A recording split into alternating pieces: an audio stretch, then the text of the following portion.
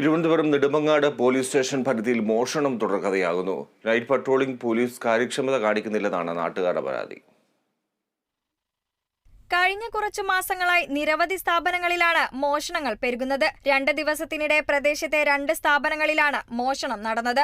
പനവൂർ ഗ്രാമപഞ്ചായത്തിന് കീഴിലെ കൃഷിഭവൻ കുത്തിത്തുറന്ന് ലാപ്ടോപ്പും ക്യാമറയും മോഷ്ടാവ് അപഹരിച്ചു. കൂടാതെ വ്യാഴാഴ്ച രാത്രി വേങ്കവിള ക്ഷീരോത്പാദന സഹകരണ സംഘത്തിന്റെ വാതിൽ കുത്തിത്തുറന്ന് 60,000 രൂപയും കവർന്നു. നൈറ്റ് പട്രോളിംഗിന് പോലീസ് കാര്യക്ഷമത കാണിക്കുന്നില്ലെന്നാണ് നാട്ടുകാരുടെ പരാതി. രണ്ട് വാതിൽ തുറന്നകത്ത് കയറി ഓഫീസ് റൂമിലോട്ട് കയറിയപ്പോൾ സൈഡിൽ വെച്ചിരുന്ന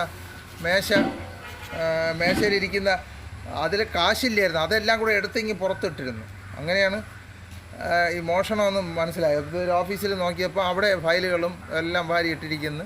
അവിടെ വെച്ചിരുന്ന ഏകദേശം ഒരു ചില്ലറ പൈസ, പിന്നെ ഇവിടെ പ്രോഡക്റ്റ് ഉണ്ട്, അത് വിറ്റതിൻ്റെ പൈസ, പിന്നെ ശമ്പളം കൊടുത്തിട്ട് വച്ചിരുന്ന കുറച്ച് പകുതി പൈസ എല്ലാം കൂടി ചേർത്ത് ഏകദേശം ഒരു 60,000-ഓളം രൂപ പോയി കാണുമെന്നാണ് നമ്മുടെ നിഗമനം.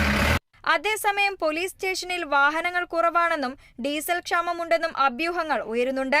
ആഭ്യന്തര വകുപ്പ് ഇടപെട്ട് ഫണ്ട് നൽകി പോലീസ് വാഹനങ്ങൾ രാത്രികാല പട്രോളിംഗ് ശക്തമാക്കണമെന്നാണ് നാട്ടുകാരുടെ ആവശ്യം. Kerala vision news, Thiruvananthapuram.